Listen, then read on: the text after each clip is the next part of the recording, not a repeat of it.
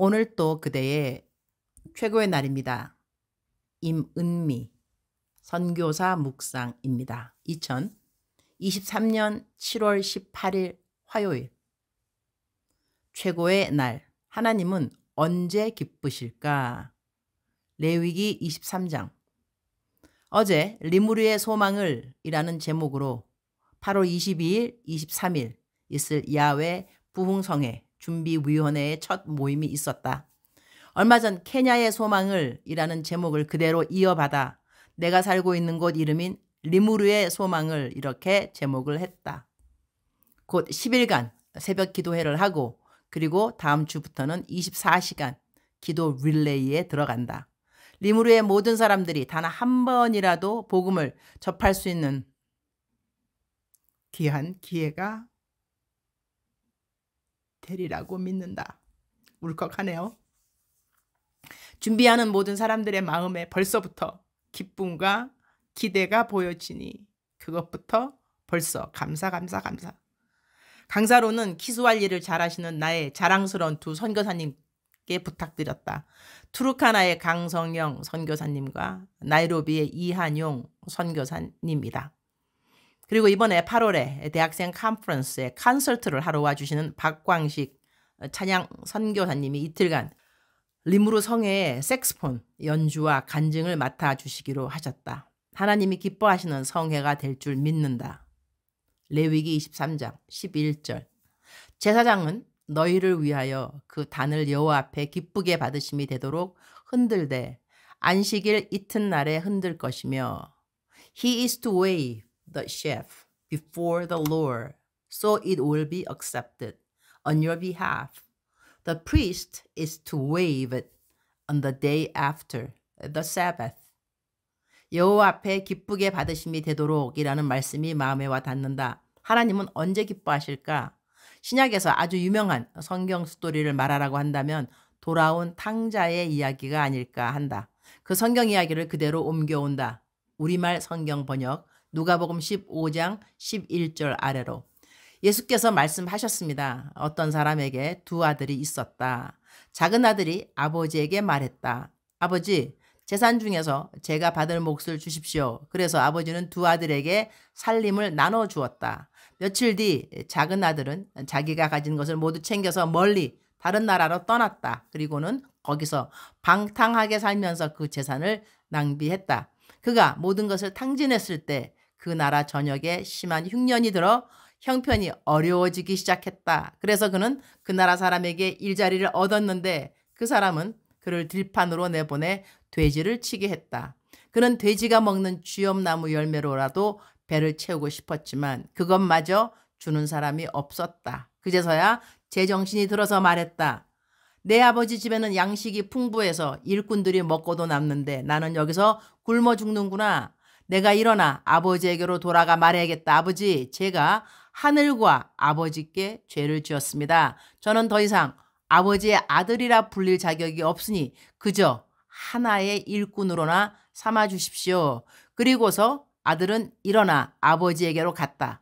아들이 아직 멀리 있는데 그 아버지는 아들을 보고 불쌍히 여겨 아들에게 달려가 그의 목을 껴안고 입을 맞추었다. 아들이 아버지에게 말했다. 아버지, 제가 하늘과 아버지께 죄를 지었습니다. 이제 아들이라고 불릴 자격도 없습니다. 그러나 아버지는 종들에게 말했다. 어서 가장 좋은 옷을 가져와 이 아이에게 입혀라. 손가락에 반지를 끼우고 발에 신을 신겨라. 살찐 송아지를 끌어다 잡아라. 잔치를 벌리고 즐기자. 내 아들이 죽었다가 다시 살아났다. 이 아들을 잃었다가 이제 찾았다.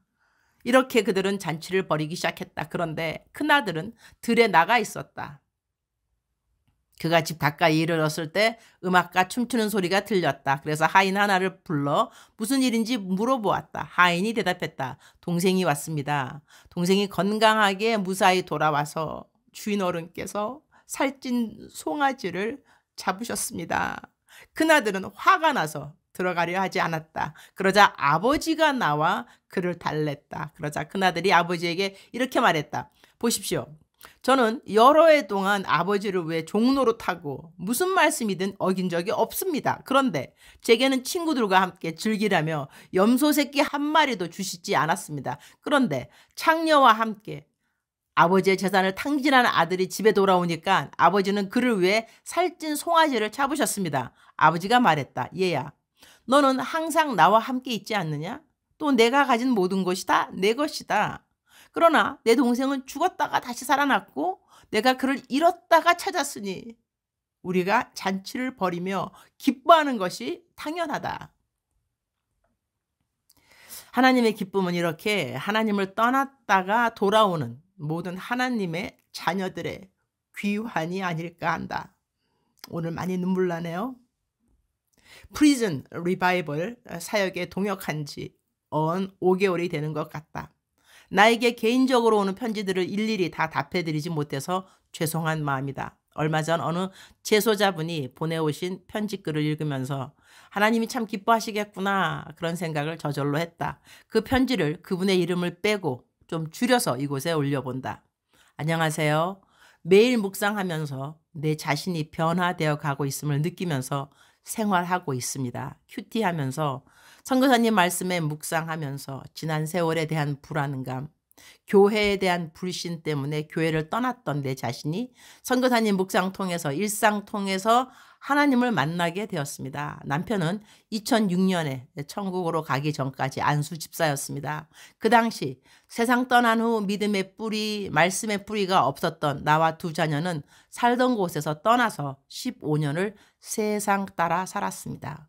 그러던 중 지방에서 소개해 주던 일들이 사건이 되어서 구속 재판하게 되면서 남편이 남겨준 모든 재산은 날아가고 영국에서 유학 마치고 온 두 자녀는 아무 영문도 모르는 채 재산, 또 엄마가 교도소 생활, 무척이나 힘든 고난을 지내야만 했습니다.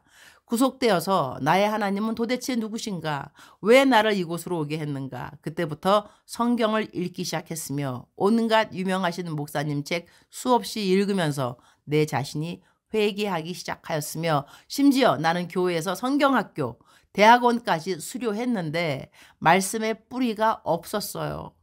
교도소에 비치된 모든 서적은 거의 다 읽었습니다. 중간 생략.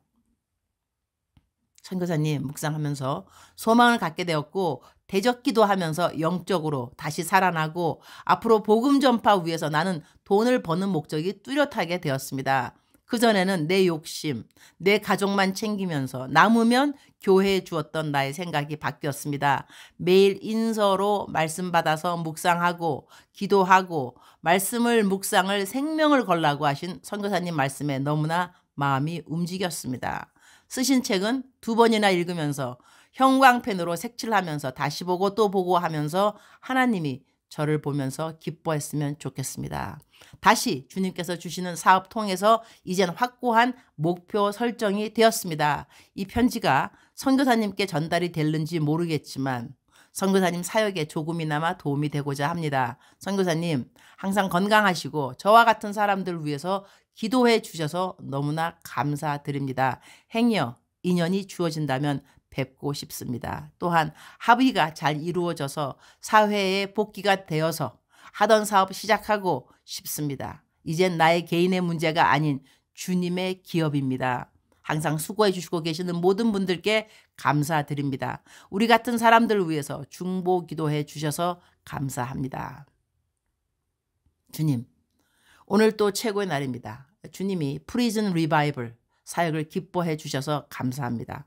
이 사역을 통해 지금 많은 분들이 하나님께로 돌아오고 있습니다. 우리 가운데 담장 안에 있는 재소자분들 아니라 담장 밖에 있는 사람들도 하나님께로 돌아와야 할 사람들은 다 돌아와서 하나님이 참으로 기쁘셨으면 참 좋겠습니다. 오늘은 미국 뉴질랜드에서 케냐를 방문하는 자매가 저의 최고의 날 묵상 식구라고 해서 만나러 갑니다. 만남 가운데 믿음의 진보와 하나님을 이전보다 더 기쁘게 하는 저희들이 되도록 도와주옵소서. 주님 사랑합니다. 주님 감사합니다. 오늘도 우리 주님 저를 보시면서 하루 종일 기쁘시면 참 좋겠습니다. 사랑하는 그대여, 사랑하는 그대여 출석 부르고 있습니다. 대답하셔야죠. 사랑하는 그대여, 사랑하는 그대여. 오늘 또 하나님은 그대를 사랑하는 내 아들아, 사랑하는 내 딸아 이렇게 부르시고 계십니다. 혹시 그대가 탕자처럼 하나님을 떠나서 어저께 있었다면 하루 이틀이 아닐 수도 있겠지만 하루일 수도 있잖아. 그죠? 우리가 하나님을 떠난 하루일 수 있지만 하나님께서 그대를 기다리고 계십니다. 사랑하는 내 딸아, 사랑하는 내 아들아, 나에게로 돌아올지니라. 세상의 우상들에게 돌아가지 말고 그들을 의지하지 말고 사랑하는 내 딸아, 사랑하는 내 아들아, 너는 나에게로 돌아올지니라. 나를 기대할지니라. 하나님을 기대할지니라. 하나님 아버지를 기대할지니라. 나는 너를 창조한 여호와 하나님이라. 너의 창조주가 됨이라. 또한 너를 향한 나의 계획은 완전한 것이라. 너가 믿어야 할지니라. 감정이 아니라 믿음으로 너가 믿어야 할 것이니라. 하나님은 너를 보고 계심이라. 여호와 하나님 너를 지키시고 계심이라. 그리고 너가 인정하든지 인정 못하든지 나는 너를 인도하고 있는 여호와 하나님이라. 그러한 하나님의 음성이 그대에게 들려지기를 축원합니다. 사랑하는 그대여, 힘이 드는 시간 왜 없겠습니까? 누구나 다 힘이 드는 시간들이 있습니다. 그러나 그 시간에 하나님께서 그대를 홀로 두시지 아니하시고 그대의 손을 잡아주시고 그대의 어깨에 손을 얹어주시고 그대를 업고 가기도 하시는 하나님을 만나는 그대가 되기를 축복합니다. 사랑하는 그대여, 사랑합니다. 사랑하는 그대여, 축복합니다. 오늘 또 그대의 최고의 날입니다.